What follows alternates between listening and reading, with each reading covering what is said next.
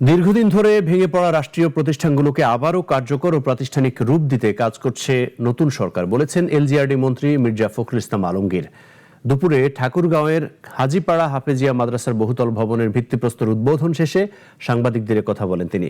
মন্ত্রী আরও বলেন, অতীতের ফ্যাসিস্ট সরকারের আমলে রাষ্ট্রীয় বিভিন্ন প্রতিষ্ঠানকে দুর্বল ও অকার্যকর করে ফেলা হয়েছিল। নতুন সরকারের সামনে বড় চ্যালেঞ্জ হলো সেসব প্রতিষ্ঠানকে পুনর্গঠন করা, জবাবদিহিতা নিশ্চিত করা এবং সুশাসনের কাঠামো পুনঃপ্রতিষ্ঠা করা।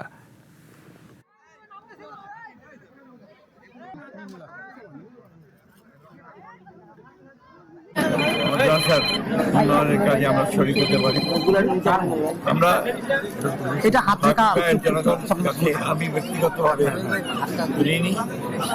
বরাবরই তারা আমাকে সমর্থন দিয়েছেন এবং সেই সমর্থনের কারণেই আমি আজকে কাজ করার সুযোগ পেয়েছি। আমরা সবাই অনুরোধ করবো জনগণের কাছে